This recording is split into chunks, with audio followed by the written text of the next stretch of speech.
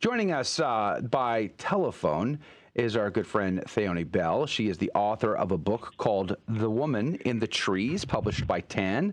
I think she's done some follow-up work, which is probably also going to be published by TAN coming up in the foreseeable future. But she's recently gone to Wisconsin and dived into the historical records there, walked the grounds and everything else, and she joined us now by phone. Good morning to you, Fiona Bell. Hi, Joe and Rudy. Praise Good morning. be to God. Good morning. Good morning. Thanks for being on with us. Now, today it's October the 10th. Yesterday, October the 9th, marked the anniversary of both the apparitions and of the fire. Why don't you catch us up with the background? Yeah, so we have America's first approved Marian apparition. It was approved in 2010, and the apparitions actually happened in 1859 to a Belgian farm worker named Adele Bryce. And in Our Lady's message in that apparition, she asked Adele to pray for the conversion of sinners. She gave Adele the mission of catechizing all the children in the Wisconsin wilderness. And then she also warned of a chastisement if the people did not repent and do penance. And then in 1871, there was a huge fire, the most devastating fire in American history. And it came to the Belgian area around the Green Bay Peninsula. And during that fire, the people who had heard Adele's message and had nowhere else to go in their terror, they fled to the chapel, and with Adele, they processed with the rosary and a statue of Mary all through the night. And then in the morning, they were spared from that fire by a huge downpour. And then there are reports that that shrine, or it was a chapel at the time, the chapel was the only thing left standing in the area. Everything else had been totally destroyed. So this was a miracle that confirmed that the apparitions had taken place. And then pilgrims obviously started to go to the area, believing that it was sacred ground, and miracles have happened there ever since. It's a pretty remarkable story on a number of levels, and there's one thing I want to follow up here in just a minute. But before I ask you about that, let me just ask you: you spent some time there this past August, going through some of the archives. What did you find that was interesting to you? Oh, there's so much there. I haven't even started to break the surface on it. But one thing I found really interesting is that there's a nun in the 50s, and she was trying to write a history of the shrine. And so there's a lot of correspondence that she had with people from Europe, from America, kind of seeking out this story of Adele and anyone's experiences at the shrine and being taught by Adele. So there were a lot of letters there where people had talked about their time near the seer of the apparition, and there were also letters from bishops communicating with Adele. My favorite part were the letters of Adele's best friend. Her name was Sister Pauline LaPlante, and she took over the shrine after Adele passed away. But what they have preserved are her accounts of the life of Adele and her accounts of the apparition. I was able to find 4 of them, and there are only slight differences between all of them. But to actually have those in my hand was a pretty special thing for me. So there were also photos of, as far back as you can go, there were photos of the early chapels on the spot, and there were photos of Adele and the Third Order Franciscans who lived with her. But I also was really interested in Adele's relationship with the clergy at the time, because sometimes visionaries and saints, they go through a lot of persecution from clergy. Mm-hmm. And that's kind of just, the church has to be very safe and very sure about what it allows itself to support and promote. So there's a handwritten letter in there. This is my favorite letter that Adele had penned with the other Third Order sisters. And it's basically asking the bishop why he had sent someone who doesn't like them to investigate them, and why he hadn't sent a pastor who could have given them better information. But it's definitely a humble letter, and she pleads with him to tell them what they've done wrong. Wow. But it's just a very interesting balance there. Kind of reminded me a little bit of Padre Pio. Years ago, Ignatius Press published the Vatican's initial investigation, sending a Monsignor to his monastery under the cover of darkness and secrecy to probe and ask questions of everybody. Kind of reminded me of that, but Padre Pio was submissive to the process nonetheless. But what's fascinating about, I think, in the Our Lady of Good Help's case is the simplicity and sort of like the childlike nature of those apparitions and of Adele herself. I mean, can you give us any more information on Adele specifically? What kind of a woman was she? What kind of a sister is she? The way that she was described in the letters that I read is just very charming, always smiling, very welcoming. If you've ever had that person in your life where you just love being around them because they just kind of have a calm presence, it sounds like she was a lot like that. When she grew up in Belgium, she had already had an education in the church by the Ursuline sisters there, and she had a great devotion to Our Lady. She had promised with her friends at her first communion that they would be missionaries for Our Lady to educate poor children. And she was actually very torn about moving to America because she wanted to keep that promise to Our Lady. But in the end, she listened to the advice of her priest, and she was obedient to her parents and came over. She was 24 when she came over, so times are a little different now, but I feel like she probably still had the choice to stay behind if she wanted to. Well, it's funny you say that she's always cheerful, joyful, smiling, because the pictures of her are not looking cheerful. They do not. She's not smiling. She looks like Sister Ruler. I mean, just like yikes. Now, she was blind in her right eye, if I'm not mistaken. Yeah, we watched an EWTN special for what I call it the feast day. It's only the anniversary as of now, but my daughter in the middle of it says, "Mom, what's wrong with her face?" She looks mean. And she does, and I really wish, people just didn't smile in those days when they took pictures. That's okay. There you go. That's what we're going to go with. Poor Adele. Yeah. Poor Adele. I'm glad the reputation of her, is better than her photos of her anyway. And what's very interesting about the fire itself is if you go to the championshrine.org website, /our story, you see a map where they show you the entire 1.4 million acres or whatever it was, and then they show you the areas that are like the most burnt, like the most heavily affected, where the death toll was the highest. And right in that is the area where the shrine was, or where the shrine is today, where the chapel was that these people fled to for refuge and survived this incredible, devastating fire. That to me is very remarkable. This was in the heart of it all. Yes, it was. Sorry, it was in the heart of it all. And so I've really wanted to find stories of people who had survived the fire, because you don't get a lot of details. Sister Dominica, who did the history in the 50s, she describes it, and that's kind of the story you hear everywhere is the one that she wrote. So I've really tried to reach out to people in the area, and recently was able to connect with someone who claimed that her great-grandfather and her great-great-grandfather survived this fire.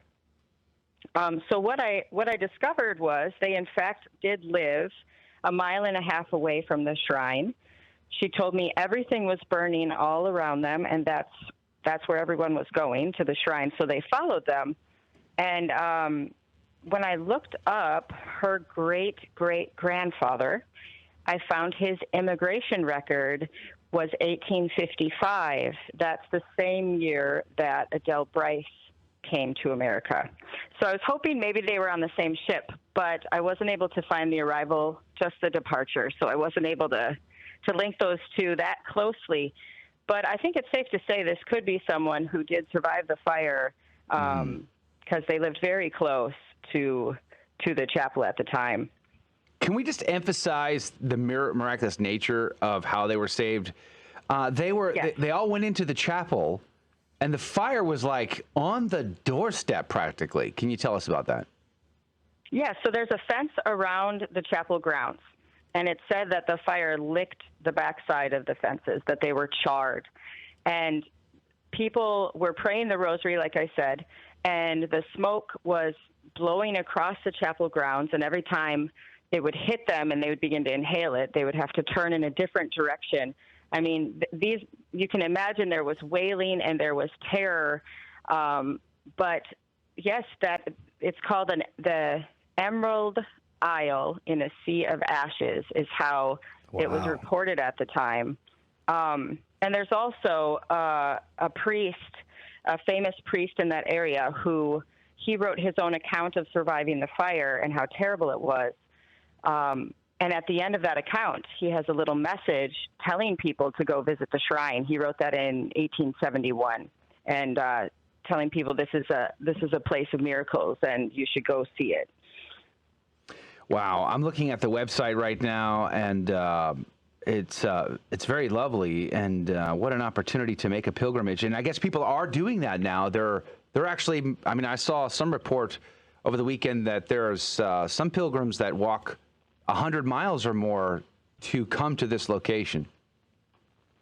Yes, and that's been going on ever since the fire. I've interviewed people who live in the area, and they would sit out on their porches and watch people walk by on the major celebration days at the shrine. But most recently, there's a father who he's founded something called the Wisconsin Way, and this is set up to be like the Camino Way in Spain. It's 140 miles long, and it hits a lot of holy hot spots in Wisconsin, and it starts at the Shrine of Our Lady of Good Help. And we were able to stay at Father's bunkhouse, which he built with his inheritance for pilgrims to stay. And it was a beautiful time for us, a very beautiful place to stay. And Father Andrew is a very fun and very faithful holy priest. You know, Theoni, it's interesting. This is Adrian. My parents and my little sister actually did the Walk to Mary pilgrimage many years ago, and they started at St. Joseph, the National Shrine of St. Joseph, and they walked to the National Shrine of Our Lady of Good Help.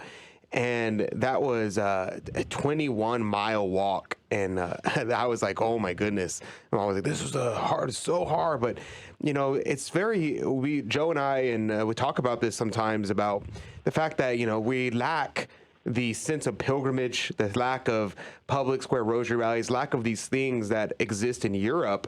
And this is one that is right here in our home. That's not too far from us. Of course, the United States is very big, so it's a little far for some. But can you talk a little bit about that aspect of it? Yeah, I'm actually thinking that there's a revival of those kind of pilgrimages happening and public displays. I think Catholics have been pushed too far, and I think they're ready to get out there more publicly. But this is one way that you can do that. That is every year since 2013. And you'll see families and children going on it. It's actually a very beautiful hike in the spring. The flowers are blooming, and you're walking through very pretty countryside. There's also a movement to make those walks of Mary appear in other states around the country.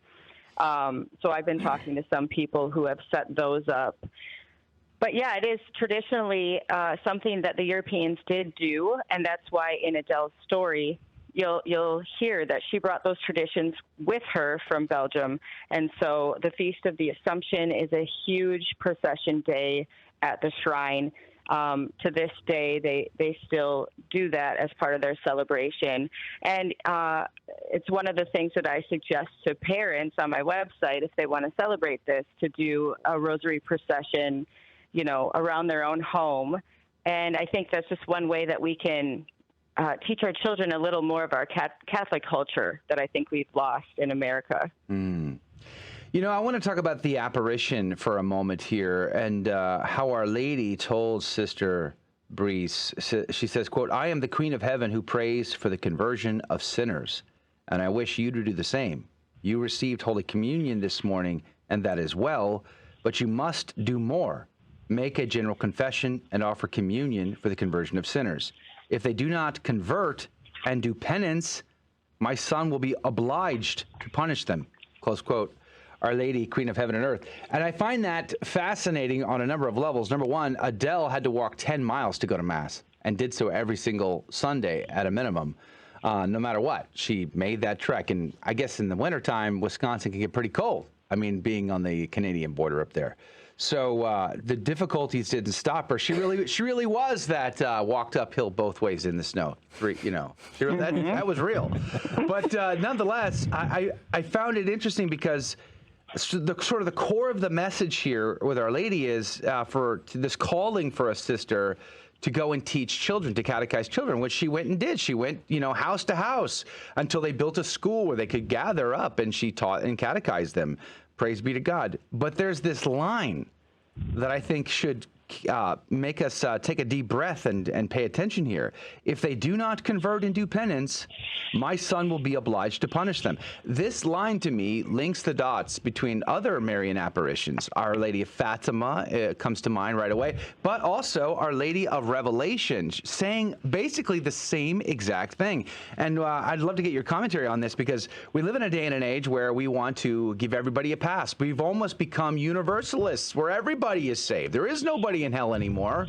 Everybody gets a pass, and yet Our Lady is making it clear that is simply not the case. And shame on us for letting people not be exposed to the truth, the goodness, and the beauty of Catholic teaching. What say you, Fiona Bell? Yeah, Our Lady just echoes what's already been said in the Gospels. And you can go all the way back to the beginning of the Bible and find these warnings. I see them as merciful. They come across as scary and harsh, but I see them as very merciful warnings that if you don't behave a certain way, these are going to be the consequences. Someone touched the tabernacle in the Old Testament and he died on the spot. God told them not to do that, right? Yeah. So when Mary comes and says, you must pray, you must say your rosary, you must stop using the Lord's name in vain, we have to listen to that.